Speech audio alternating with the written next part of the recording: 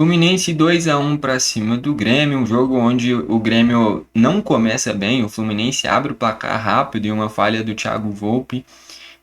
O Grêmio não consegue aumentar tanto o seu volume de jogo a ponto de empatar a partida. No segundo tempo toma o segundo, só aí reage fazendo o seu golzinho, mas não consegue empatar ou até mesmo virar a partida e acaba derrotado nesse último jogo na Arena, no Brasileiro. Vou comentar sobre essa derrota aqui nesse vídeo. Já vou destacar o seguinte, eu separei aqui as estatísticas para conseguir trazer alguns dados e aí a gente aprofunda já no que de fato desenrolou ao longo do jogo, mas é só para eu não esquecer de trazer as estatísticas. Então, ó, total de finalizações, o Grêmio deu 16 chutes, sendo 7 a gol, e o Fluminense 6, sendo 2 a gol. O Grêmio, num geral, teve um volume de jogo maior do que o Fluminense, mas desses 7 chutes a gol, um de fato vingou, que foi o gol de cabeça do André, e por sinal, eu falei no pré-jogo, cara, eu critiquei o André e falei, ele ainda vai meter gol. E meteu dois, só que um ele estava impedido. E na base da bola aérea, que eu falei que ele não sabe cabecear ainda. Que zica.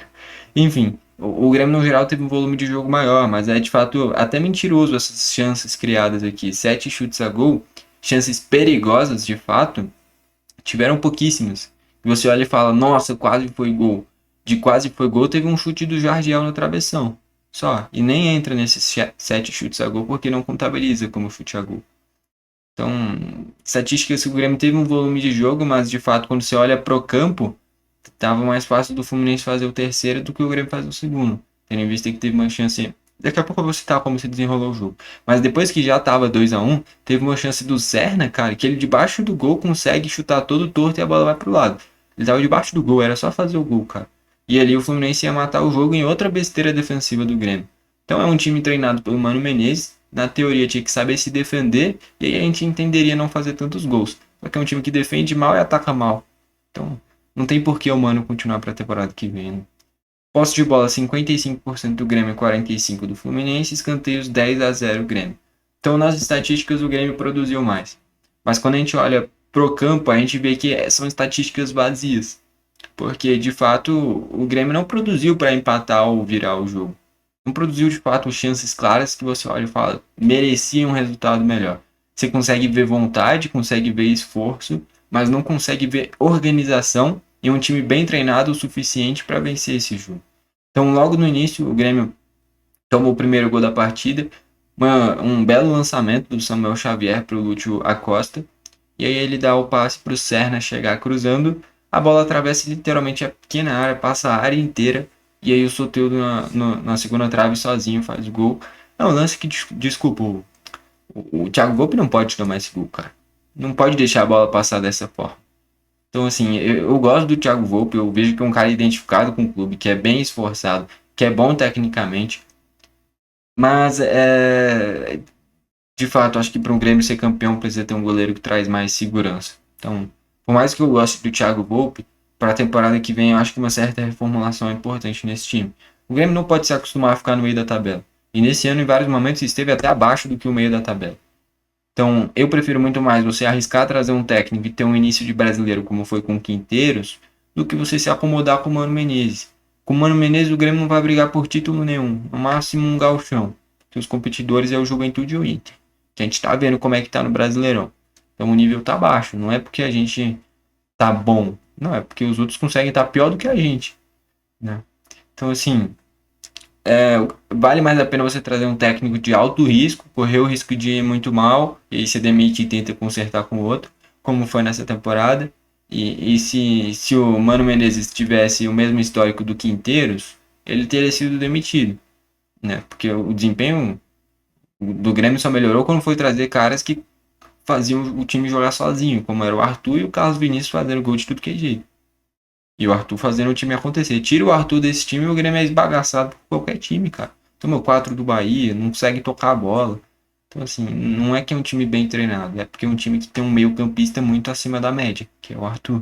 Tirou o Arthur desse time, todo o trabalho do Mano Menezes vai pro lixo, porque não funciona mais nada. Porque ele foi contratado para principalmente melhorar defensivamente. E o Grêmio tomou gol todo jogo, então não melhorou. Tomou dois, e se não fosse o pé torto do Serna, era para ter tomado três.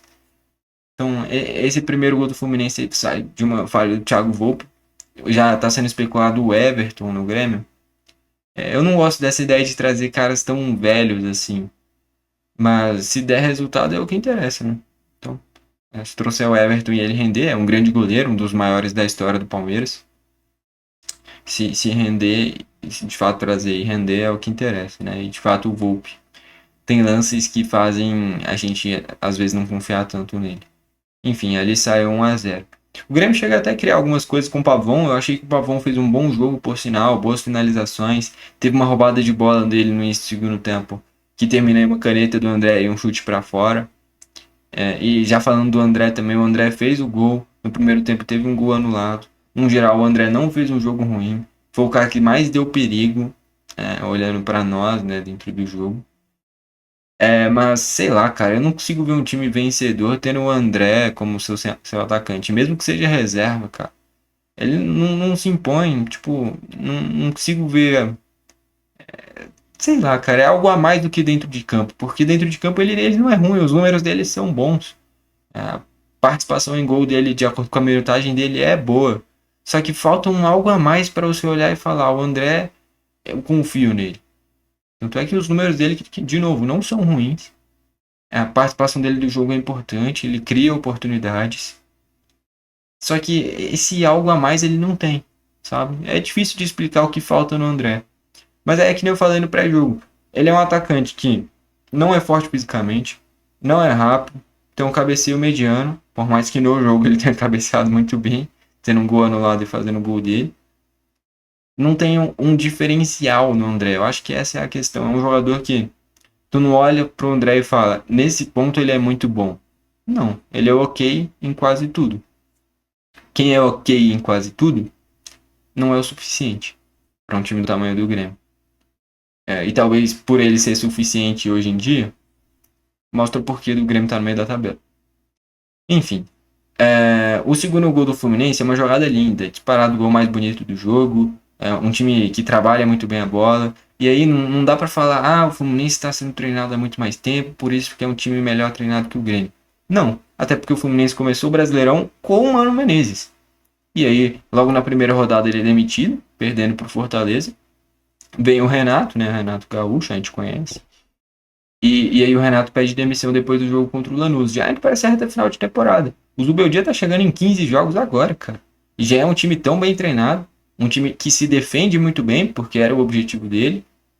Mas não tem mérito se defender, só se retrancar. Olha pro Grêmio, então. O objetivo do Mano é se defender e ele não sabe se defender, não consegue se defender. Então, não dá pra falar de questão de tempo, não dá pra falar de questão de elenco. O elenco do Grêmio é talvez até melhor do que o do Fluminense.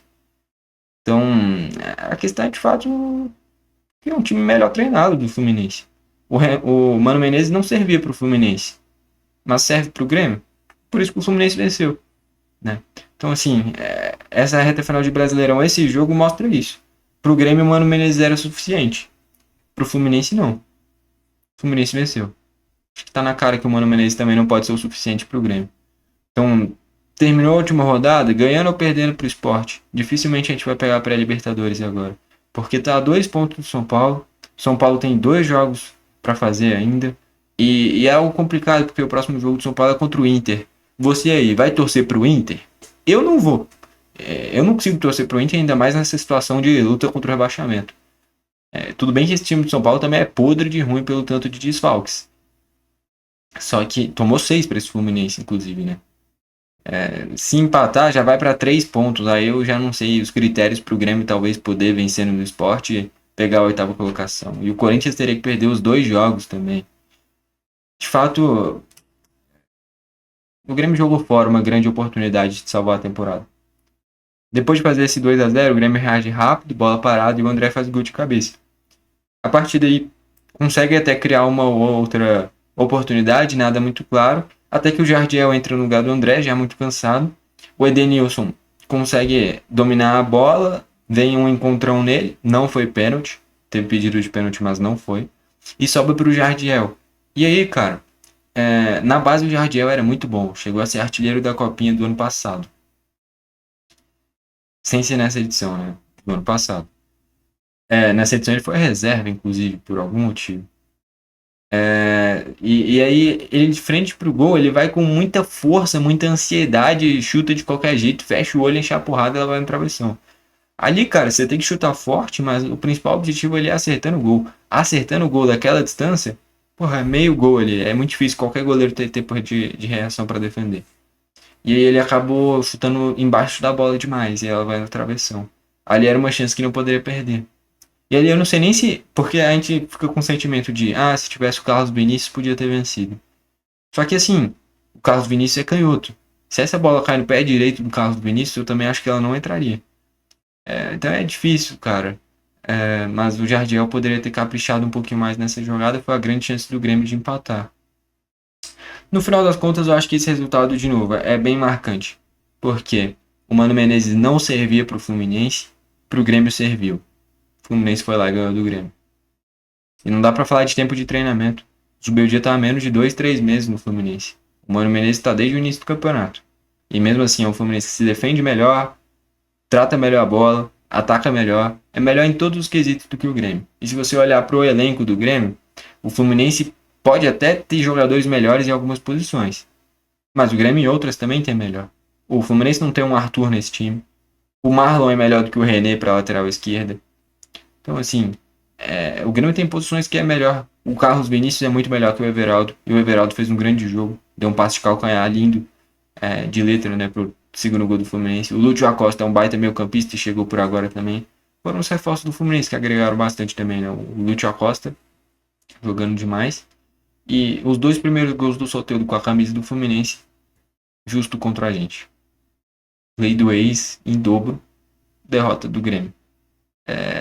Tá claro que o Mano Menezes tem que ir embora quando acabar o campeonato. Ainda bem que o campeonato acaba na próxima rodada. Bom, eu não acho que o Grêmio pega pré-Libertadores, mas vamos ver no que vai dar. Tem que contar com muitos resultados paralelos. São Paulo perdeu os 2 jogos, Corinthians perdeu os 2 jogos, os times atrás do Grêmio não ganhar os 2 jogos também. Então, tem que ver no que vai dar agora. O Grêmio não fez a sua parte, ainda tem chance, mas agora depende de um monte de resultados. Vamos ver no que vai dar. Bom, foi esse o vídeo, valeu e falou.